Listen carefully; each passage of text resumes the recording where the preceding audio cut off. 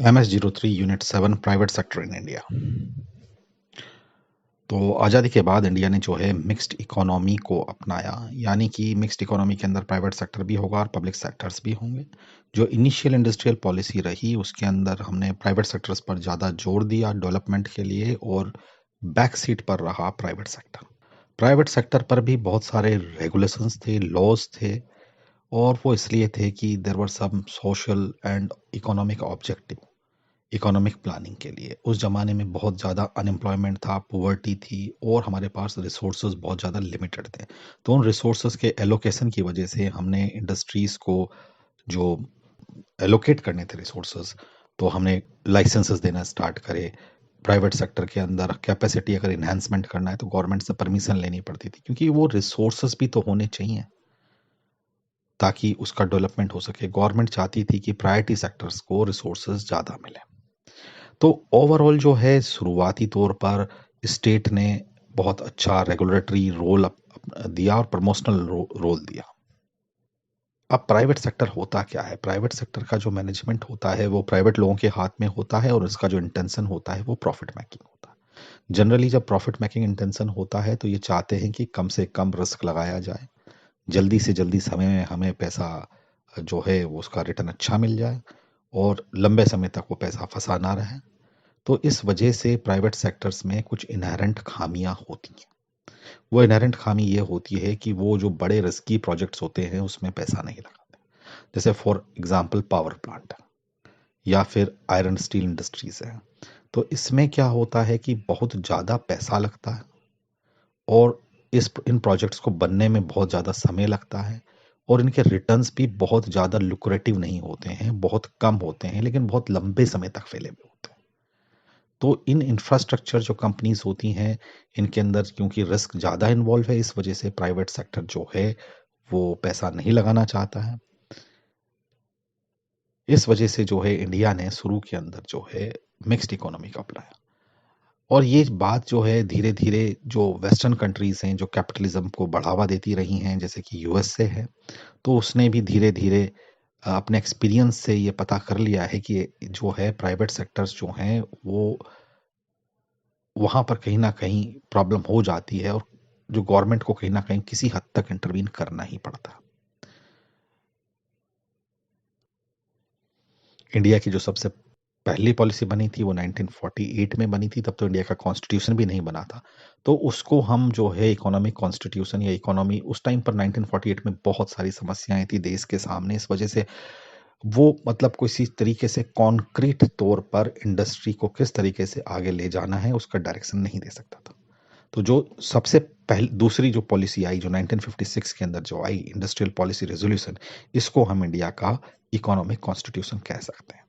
इसने जो इंडस्ट्रीज को जो है 3 सेक्टर में बँटवारा किया, ये बहुत क्लीन बँटवारा था। इस हिसाब से प्राइवेट और पब्लिक सेक्टर्स के क्या-क्या दायरे होंगे जिसमें वो काम करेंगे वो एस्टेब्लिश हो गए। एक शेड्यूल ए कंपनी बनाई, शेड्यूल ए के अंदर जो थे जितनी भी कंपनीज़ थीं वो उन सब की रिस्पॉन्सिबिलिटी जो होगी वो स्टेट के पास होगी, स्टेट मोनोपोलाइज़ करेगी।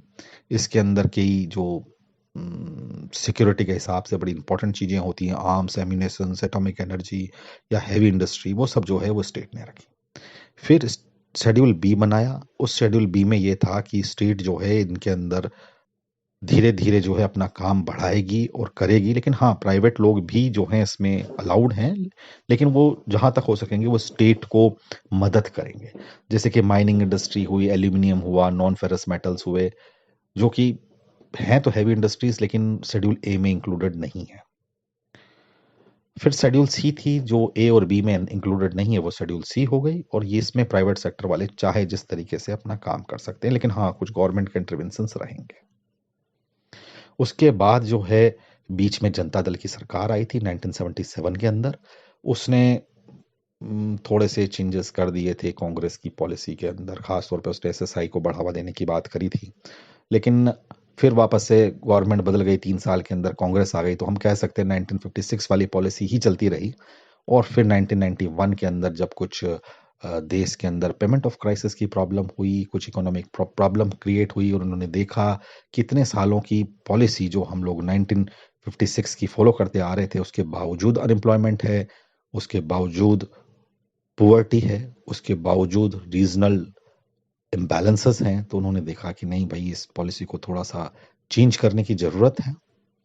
तो 1991 के अंदर जो है पॉलिसी में थोड़ा चेंज किया गया, प्राइवेट कंपनी जो है बाहर से पैसा उठा सकती थी और बाहर की कंपनियों को भी इंडिया में पैसा लगाने की इजाज़त मिल गई और कुछ ड्यूटीज़ और कस्टम्स जो थे वो कम कर दिए गए। कई आइटम्स पर जो पहले प्राइवेट सेक्टर की कंपनीज़ को जैसे कि फॉर एग्ज़ाम्पल कैपिटल गुड्स वगैरह इंपोर्ट करने पड़ते थे, तो उस पर परमिशन भी लेनी पड़ती थी, लाइसेंस भी लेना पड़ता था और बहुत कुछ करना पड़ता था और बहुत ज़्यादा कस्टम ड्यूटी भी देनी पड़ती थी। और जो स्कोप था पीएसयू का वो 1991 की पॉलिसी के अंदर रिड्यूस कर दिया गया। तो अगर हम देखें, अगर हम सीधे तौर पर कहें तो 1991 तक पीएसयू जो था वो एक सीनियर पार्टनर की तरह चलता रहा और प्राइवेट सेक्टर ने बैक सीट ले रखी थी। लेकिन 1991 के अंदर जो है प्राइवेट सेक्टर को असली मायने में देखा जाए तो उसका जो रोल जो है वो 1991 से स्टार्ट हुआ और पीएसयू का जो रोल है वो रिड्यूस कर दिया गया। 1991 की पॉलिसी के अंदर जो सबसे ज़्यादा एम्फेसाइज किया गया वो किया गया टेक्नोलॉजिकल डेवलपमेंट को, एफिशिएंसी को, क्वालिटी इंप्रूवमेंट के लिए। अब हम आते हैं कि रीजंस क्या रहे कि मिक्स्ड इकोनॉमी हमें बनानी पड़ी। वैसे तो ये पॉइंट कई बार कभी कम कभी ज़्यादा मैं डिस्कस कर चुका हूँ। तो सबसे पहला रीज़न तो यही था कि बहुत ज़्यादा इन्वेस्टमेंट करना पड़ता है हैवी इंडस्ट्री के अंदर, लेकिन हैवी इंडस्ट्री जो होती हैं, जो इंफ्रास्ट्रक्चर इंडस्ट्रीज होती हैं, वो ज़रूरी भी होती हैं इंडस्ट्रियल डेवलपमेंट के लिए। इसलिए हमें पब्लिक सेक्टर की ज़रूरत पड़ी और कोई भी प्राइवेट कंपनी नहीं चाहेगी कि अपना पैसा जो है वो रिस्की प्रोजेक्ट्स में डाले, लंबे समय तक फंसा करके रखे। और प्राइवेट कंपनीज का क्योंकि मोटो होता है क्विक प्रॉफिट्स, तो वो नहीं चाहते ऐसी जगह पर इन्वेस्टमेंट करना। और ये माना गया कि प्राइवेट इंडस्ट्रीज की ग्रोथ जो है पब्लिक सेक्टर की एक्टिविटी पर डिपेंड करेगी। जितना जल्दी अगर पब्लिक सेक्टर ग्रो करेगा, एक इंफ्रास्ट्रक्चर डेवलप करेगा, रॉ मटेरियल तैयार करेगा, तो हम लोग जो है, क्योंकि इंडिया में कोई इंडस्ट्री थी ही नहीं, हमें हर चीज़ बाहर से इंपोर्ट ही करनी पड़ रही थी। अगर हमें यहाँ पे कार बनानी है तो हमें स्टील तक बाहर से इंपोर्ट करना था। तो कम से कम स्टील तो इंडिया में बनाना चालू करो, तब जा करके ऑटोमोबाइल कंपनी डालना चालू करो। तो उस वजह से जितनी जल्दी पब्लिक सेक्टर की ग्रोथ होगी उतनी ही जल्दी जो है प्राइवेट सेक्टर की भी ग्रोथ होगी, ये माना गया। और एक रीजन मिक्स इकोनॉमी का ये भी था कि जो इंडस्ट्रियल बैकवर्ड रीजन्स हैं उनको प्रायोरिटी देना चाहते थे, रीजनल इम्बैलेंसेस को वो कम करना चाहते थे। और जो उस समय जो समस्याएं, गंभीर समस्याएं थी अनएम्प्लॉयमेंट की, पुअर्टी की, उनको दूर करने के लिए जो था वो उन्होंने देखा कि इंफ्रास्ट्रक्चर डेवलपमेंट से और पीएसयू से ये चीज़ सॉल्व हो सकती है। तो अब हम देखते हैं कि क्या क्या प्रॉब्लम्स रही प्राइवेट सेक्टर इंडस्ट्री के अंदर। तो 1991 से पहले तो बहुत ज़्यादा प्रॉब्लम्स रही, क्योंकि प्राइवेट सेक्टर जो था वो एक तरीके से सेकंड था और पीएसयू नंबर 1 था गवर्नमेंट की निगाह में। तो वहाँ पर हर चीज़ के अंदर प्राइस कंट्रोल था, लाइसेंसेस लेने पड़ते थे, रेगुलेटरी बहुत ज़्यादा थी गवर्नमेंट की और उस वजह से बहुत ज़्यादा डिले भी हो जाता था। डाइवर्सिफिकेशन नहीं कर सकते थे, कैपेसिटी बढ़ाने पर रिस्ट्रिक्शन लगा हुआ था, रिजर्वेशन था स्मॉल स्केल इंडस्ट्री के लिए। मतलब कुछ आइटम्स जो हैं वो स्मॉल स्केल इंडस्ट्री ही बना सकता है। जैसे फॉर एग्जांपल एक चप्पल मेकिंग कंपनी है, तो चप्पल जो है वो स्मॉल स्केल इंडस्ट्री ही बना सकता है, ठीक है। और अगर वो स्मॉल स्केल इंडस्ट्री बना सकता है तो अपनी कैपेसिटी भी, अगर आपको कैपेसिटी भी इंक्रीज नहीं कर सकता, क्योंकि अगर कैपेसिटी वो इंक्रीज करेगा तो स्मॉल स्केल इंडस्ट्री नहीं रह जाएगा। अगर वो कैपेसिटी इंक्रीज नहीं कर पाएगा तो इकोनॉमीज ऑफ स्केल नहीं कर पाएगा, इकोनॉमीज ऑफ स्केल नहीं कर पाएगा तो उसकी कॉस्ट कम नहीं होगी। अगर उसकी कॉस्ट कम नहीं होगी तो वो कॉम्पीट नहीं कर पाएगा मार्केट में। अगर वो कॉम्पीट नहीं कर पाएगा मार्केट में तो हम कह सकते हैं कि एफिशिएंसी नहीं ला पाएगा और इम्प्रूवमेंट नहीं ला पाएगा। उसके पास कोई वो नहीं है, मतलब जिसे आप बोलोगे कि मोटिवेशन नहीं है अ, अपने आप को बड़ा करने का या अपने आप को इम्प्रूव करने का। तो there was a lack of motivation in private companies during those ईरास।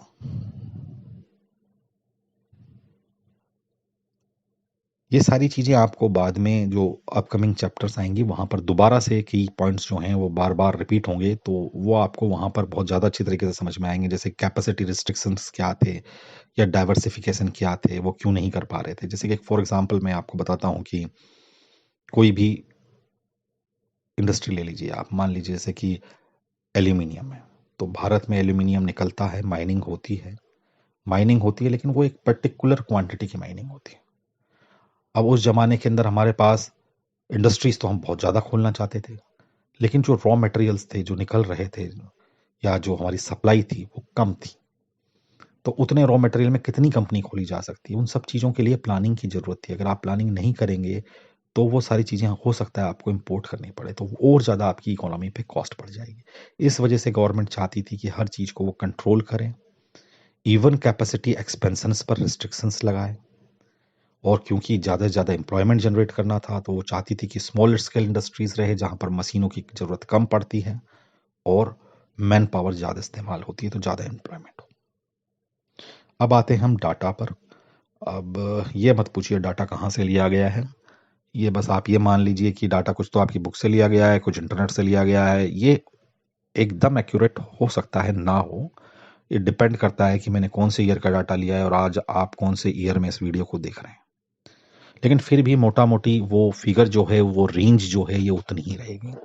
तो अगर हम प्राइवेट सेक्टर की बात करें, तो प्राइवेट सेक्टर को हम 2 हिस्सों में डिवाइड कर सकते हैं, इनफॉर्मल सेक्टर है ना, और फॉर्मल सेक्टर या फिर unorganised sector, organised sector. Organise sector में तो आपको जैसे पता ही है कि बिग कॉर्पोरेट्स होते हैं, वो ऑर्गेनाइज सेक्टर में होते हैं। उनके एम्प्लॉयज़ को पीएफ वीएफ सब मिलता है, ग्रेजुइटी मिलती है, सब मिलता है। ग्रेजुइटी पता नहीं मिलती नहीं मिलती, लेकिन पीएफ तो मिलता ही है। पीएफ मिलता है, हेल्थ बेनिफिट्स मिलते हैं, उनकी जॉब परमानेंट होती है। तो रेगुलर जॉब होती है, परमानेंट नहीं, तो रेगुलर जॉब होती है।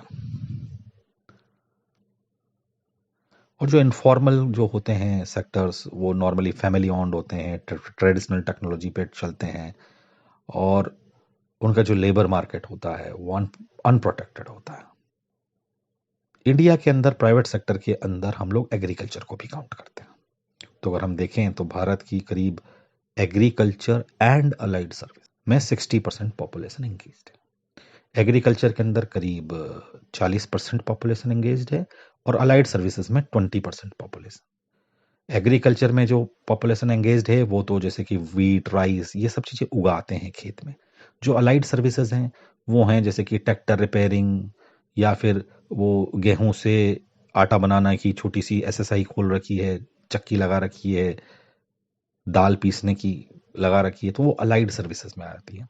एग्रीकल्चर से रिलेटेड है, मतलब एग्रीकल्चर के जो प्राइमरी रॉ मटेरियल्स हैं उनसे रिलेटेड है। तो एग्रीकल्चर एंड अलाइड सर्विसेज जो है 60% पॉपुलेशन जो है उसमें एंगेज्ड है, और वो करीब करीब जीडीपी का 22%। आप मोटा मोटी ये भी बोल सकते हैं कि करीब 1/4 of your GDP comes from agriculture and allied services, but your 60% population is engaged into agriculture and allied services, and this is the private sector. और जो बड़े बिग कॉर्पोरेट्स हैं वो आपको जीडीपी का 2 से 3% देते हैं, और उसके अंदर जो पॉपुलेशन एंगेज्ड है वो करीब करीब 1%, ज़्यादा नहीं। ठीक है, तो बाकी सारी पॉपुलेशन कहाँ एंगेज्ड है? सरकारी में? नहीं, सरकारी में नहीं है भाई साहब। सरकारी भी 1-आधा% ही है, और प्राइवेट कॉर्पोरेट सेक्टर भी 1-आधा% ही है। बाकी सारी पॉपुलेशन जो एंगेज्ड है वो एसएसआई में एंगेज्ड है। इंडिया की जो 86% कंपनीज हैं वो प्राइवेट कंपनीज हैं, कंप्लीट प्राइवेट कंपनीज हैं। अब बाकी कहाँ है? बाकी कंपनीज जो हैं वो ऑफ कोर्स आइदर अनरजिस्टर्ड हैं, एसएसआई तो की अनरजिस्टर्ड भी चलती है ना। अब जैसे कि आपके घर के बगल में एक टेलर की दुकान है, तो अनरजिस्टर्ड भी चल रहा होगा, उसने कौन सा एसएसआई का रजिस्ट्रेशन करा रखा होगा, लेकिन है तो सेल्फ एम्प्लॉयड प्राइवेट है। तो 86% कंपनीज आर प्राइवेट कंपनीज, जो रजिस्टर्ड कंपनीज हैं उसमें, और बाकी सरकारी। और जो स्मॉल स्केल कॉटेज इंडस्ट्रीज जो होती हैं वो करीब करीब 4 गुना ज़्यादा एम्प्लॉयमेंट देती है as compare to large scale industries. तो हम लोग इस चीज़ में बोल सकते हैं कि हमारी जो पॉपुलेशन है वो मैक्सिमम प्राइवेट सेक्टर में एम्प्लॉयड है। कितनी पॉपुलेशन? वर्किंग पॉपुलेशन, कितनी वर्किंग पॉपुलेशन? करीब करीब आप कह सकते हैं कि 95% से ज़्यादा, क्योंकि कॉर्पोरेट, बिग कॉर्पोरेट और सरकारी नौकरियां तो भैया मुश्किल से 2-3-4%। इसलिए आपका सारा एम्प्लॉयमेंट जो जनरेट होता है वो प्राइवेट सेक्टर से जनरेट होता है, और स्मॉल स्केल इंडस्ट्रीज जो हैं इसके अंदर उसका बहुत बड़ा रोल है, क्योंकि वो 4 गुना ज़्यादा एम्प्लॉयमेंट देती हैं as compare to large scale industries, और जीडीपी के अंदर भी इनका काफ़ी बड़ा रोल है।